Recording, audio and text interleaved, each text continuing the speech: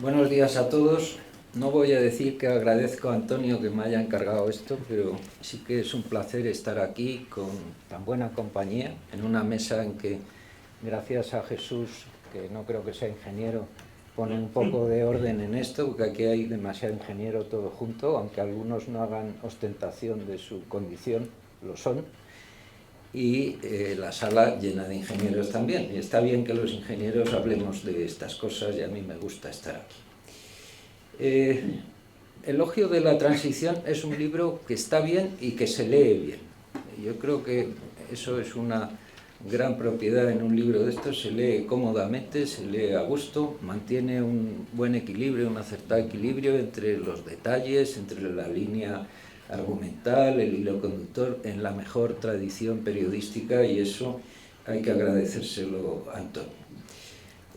No sé si el título ha sido elegido por el autor o ha sido el editor el que lo ha puesto, pero el libro en realidad es independiente de ambos desde que nace y habla por sí mismo, se expresa con voz propia, y una vez que está encima de la mesa o encima del anaquel de venta, pues tiene su propio recorrido, y el autor tiene ya poco de decir de sus intenciones y está aquí más bien como lector de lo que él ha escrito, que no como autor. Ya se perdió, su autoría está encima de la mesa. Gracias por este análisis. Tu libro se lee muy a prisa, porque se lee bien. Y creo que tiene dos partes, y no voy a repetir lo que ya ha dicho Miguel. Una primera parte que podríamos llamar histórica, o una interpretación histórica de qué fue aquello, cómo fue. Y una segunda parte que a mí en este momento es la que más me ha interesado y que seguramente es la que más interesará, que es desde ahora en adelante qué, ¿no? O sea, hemos llegado hasta donde hemos llegado y hacia dónde vamos a ir.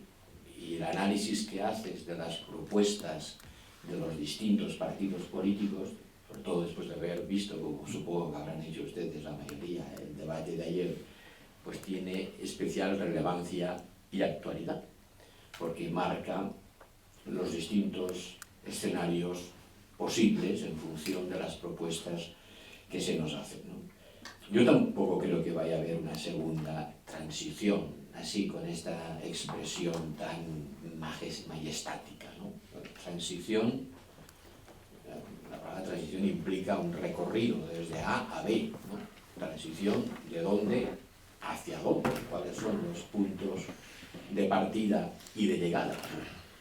La primera transición la podemos definir claramente con una transición, un paso desde un punto A caracterizado por una estructura política ausente de libertades democráticas, un Estado fuertemente descentralizado, carente de recursos fiscales y de vocación social, hacia una situación B, un sistema democrático homologable a los sistemas democráticos de nuestro entorno, fuertemente descentralizado, probablemente uno de los más descentralizados de Europa, que no se quiera reconocer, con más recursos fiscales, no demasiado más, pero notablemente más que los que nos dejó en herencia el franquismo, y con una clara vocación social. Porque si algo reclama la sociedad española, mayoritariamente es el Estado protector. Quiero ante todo agradecer a las dos personas que se han ofrecido tan amablemente a presentar este libro, a Miguel Aguiló y a Pepe Borrell.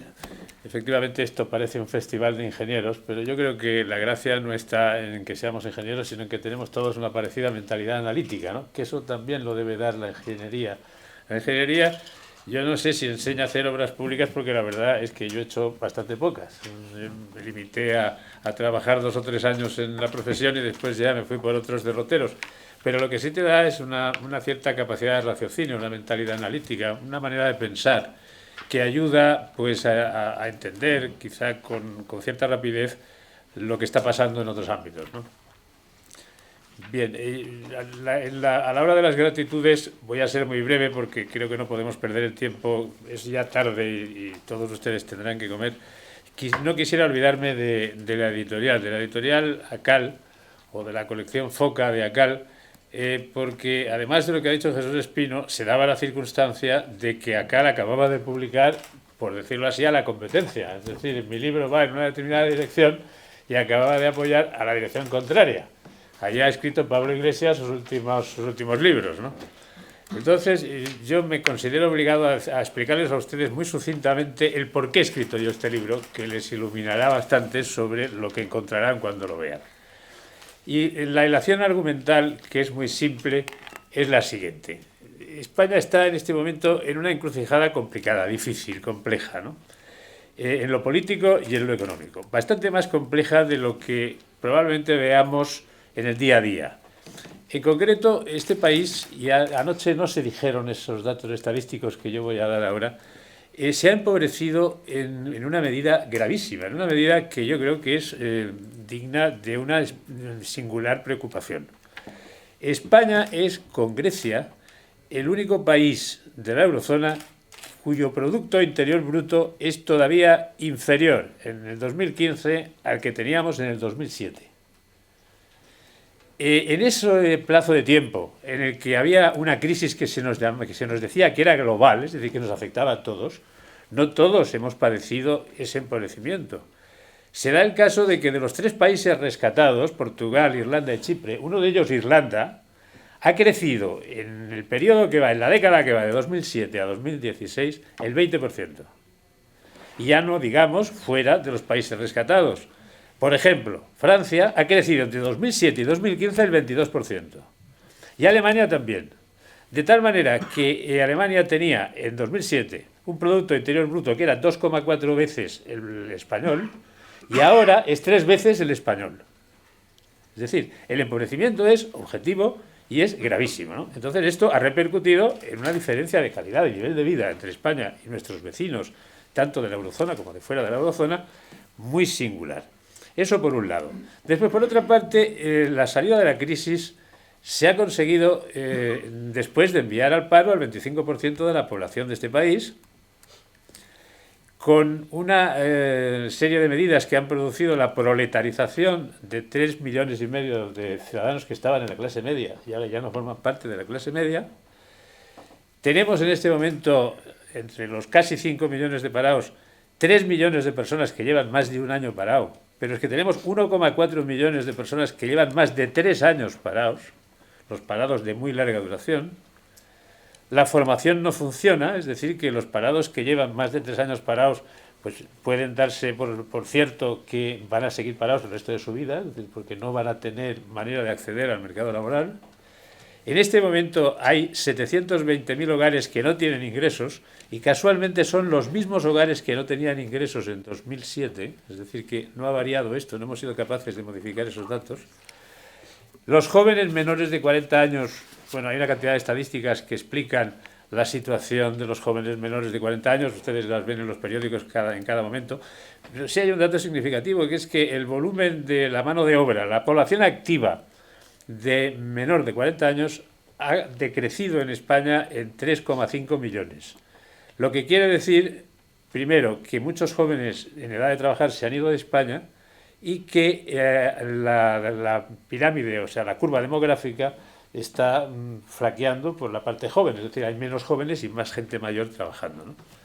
Bueno, con ese panorama que les acabo de explicar de manera muy rápida, hay muchísimos más datos, que se podrían también añadir otros factores exógenos que enmarcan la situación socioeconómica, como por ejemplo la pérdida de derechos laborales. En este momento los sindicatos no tienen la negociación colectiva reconocida. La segunda reforma fiscal de la crisis, la que hizo el señor Rajoy, prácticamente cancela la negociación colectiva, ¿no? Después ha habido una insensibilidad absoluta en determinados sectores sociales, como por ejemplo aquellos que necesitan el servicio público de la dependencia, ¿no? La dependencia se ha deteriorado hasta extremos terribles, ¿no?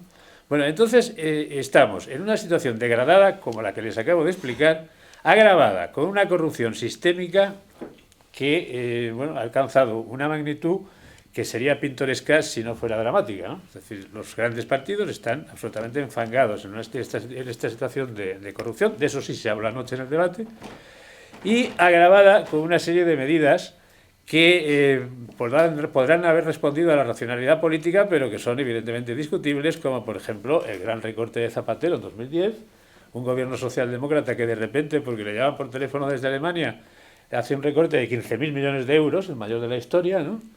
Y después, al cabo de un tiempo, pues reforma un artículo de la Constitución para decir que primero hay que pagar las deudas antes que dar de comer al hambriento, ¿no? Por explicarlo de una manera sucinta.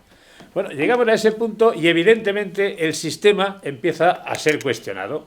La gente empieza a salir a la calle. ¿Qué es lo que ha pasado? La gente ha salido a la calle. Y viene el 15M. Viene el 15M con una serie de gente que no tiene nada que perder, que dice, bueno, oiga, nosotros no estamos de acuerdo con esto que está pasando, con esto que estamos haciendo, ¿no? Y surge Podemos, ¿no? Surge Podemos, que al principio, y quizá de ahí arranca el libro, lo que cuestionan no es la manera de gobernar, sino el sistema mismo. Es decir, son grupos antisistema los que empiezan a plantear una reforma de la Constitución del 78, no, la abolición de la reforma de la Constitución del 78 y la apertura de un proceso constituyente. Entonces, este es el dilema que a mí me preocupa y me motiva a escribir el libro, ¿no? Yo creo que la Constitución de 1978, que se inserta en un proceso de reconciliación nacional y también de gran pragmatismo de los actores presentes en aquel momento, fue, por una parte, sincero y, por otra parte, valioso y acertado. Había dos opciones: o reproducíamos la guerra civil para que intentar que los que la habían perdido pues la ganaran, o bien pues nos dábamos la mano los unos con los otros. Yo creo que se optó por esta solución. Yo creo que a esa solución aportaron contribuciones decisivas tanto los partidos que venían de la clandestinidad, el Partido Socialista y sobre todo el Partido Comunista, que es el que más había luchado en la clandestinidad, como la mayor parte de los franquistas, que entendieron que había llegado su hora y en un determinado momento ellos votan en las Cortes, en memorable ocasión, como recordaremos, la ley de reforma política, que les hace dar harakiri, ¿no? La expresión se ha utilizado mucho, y convergen con los demócratas de toda la vida. Entonces se monta un régimen político dirigido ocasionalmente por la figura del rey y la figura de Adolfo Suárez, y se construye una democracia que en torno a la Constitución de 1978, que tiene un carácter fundacional muy moderno. Es la Constitución que se estudia a partir de entonces en todas las escuelas de derecho constitucional del mundo como una Constitución muy avanzada, incluye derechos sociales por primera vez.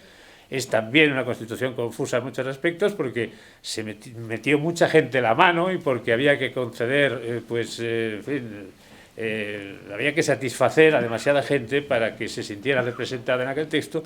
Pero yo creo que la obra esta, evidentemente estoy dando una opinión, por lo tanto lo que estoy diciendo es completamente subjetivo. Yo creo que la Constitución aquella es un patrimonio valioso que nos debemos anotar históricamente después de 2 siglos de andar a tumbos por la historia de España, ¿no? Se ha querido comparar la transición española con la restauración, con la figura de Alfonso XII. Evidentemente hay un cierto parecido. Después de la restauración se monta el bipartidismo con Cánovas, Sagasta, liberales y progresistas, pero claro, no se pueden comparar los términos. Es decir, la restauración no fue tan inclusiva como la transición española, en la que sí se sienten incluidos todos los sectores sociales y todos los sectores nacionales de España, incluidos los históricos nacionalismos que también participan de aquel festival, ¿no? Entonces, a partir de esta aceptación de la transición y de la Constitución española como un valor per se, yo creo que en la encrucijada actual tenemos una disyuntiva frente a nosotros. Una es la que proponía Podemos, que ha matizado con el tiempo y que ha moderado. Yo no sé si esa moderación es sincera o no. O sea, Pablo Iglesias no dice hoy ni ayer en el debate las mismas cosas que decía en 2011-2012. los libros le delatan. Es decir, el libro de Acal, el último libro que ha publicado Pablo Iglesias con vosotros, es muy comprometedor, es un libro muy delicado. Es decir, que si este señor llegara a ser presidente del gobierno, tendría que explicar lo que quiere decir en ese libro. Pero bueno, está la opción que representa Podemos, que es una opción rupturista, es una opción de decir la Constitución no vale, vamos a abrir un proceso constituyente partiendo de cero, y está la opción reformista, que yo creo que es la que inteligentemente deberíamos explorar. Los Estados Unidos, por ejemplo, acaban de tener un problema con las armas de fuego, un problema gravísimo con 50 muertos. A nadie se le ocurre decir que van a cambiar la Constitución porque esa Constitución no responde a una necesidad concreta. Si acaso cambiarán la segunda enmienda. Pero la Constitución centenaria, bicentenaria de los Estados Unidos, que ha rendido un fruto magnífico, se ha ido acomodando al curso de los tiempos y es lo que tenemos que hacer aquí. Es decir, aquí lo que no hemos tenido es el valor de hacer una reforma constitucional. O sea, aquí estamos impidiendo al rey de España actual y a la princesa Leticia que tengan otro hijo, porque nos podrían meter en un fregado tremendo porque somos incapaces de cambiar la Constitución. La cuestión adquiere esos tintes ridículos incluso. Entonces, bueno, yo lo que creo es que efectivamente tenemos una Constitución que no resuelve el problema territorial. No lo resuelve porque no lo plantea. El título 8º de la Constitución no hace una descripción de un modelo territorial. Lo que hace es describir el procedimiento para construir el Estado de las autonomías. Entonces, lo lógico sería que los grandes partidos y los pequeños partidos se sentaran a buscar un consenso que determinase de común acuerdo y por un largo periodo de tiempo qué modelo territorial queremos. Y eso es fácil de conseguir en un país civilizado, en un país donde se ha visto bien, ni siquiera los problemas graves generan violencia. Es decir, se puede hablar de todo esto tan delicado en paz y sin alterarse, ¿no? Entonces, el libro, en el fondo, es esto. Es un alegato en favor de la vía reformista, de la vía de aceptación de una Constitución que tiene un mérito objetivo, que tiene un valor, que nos ha servido para construir un país que, a pesar de ese empobrecimiento, sigue siendo muchísimo más próspero que en cualquier otra etapa de nuestra historia, y que a partir de ahí lo que tenemos que hacer es generar estos consensos, vencer la resistencia a pactar. Aquí parece que es muy difícil pactar. Estamos viendo ya por 2 veces que tenemos grandes dificultades para formar un gobierno cuando se necesita una coalición. Pues hay que extremar esa capacidad de consenso y hay que reformar la Constitución en muchísimos aspectos, pero partiendo de lo básico. Es decir, la parte primera de la Constitución, la parte de los derechos fundamentales, el título 1, el título 2, es magnífica. Es una Constitución redactada maravillosamente. Tiene hallazgos francamente encomiables, ¿no? Entonces, a partir de ahí, reformemos esta Constitución, hagámoslo de cada cierto tiempo y vamos a ser un país homologable a los demás de Europa, que no cambian de sistema cada 5 minutos, sino que perfeccionan el sistema a medida que pasa el tiempo. Y este es el objetivo del libro. Y nada más, no les canso más. Muchas gracias por venir y espero que les guste el libro.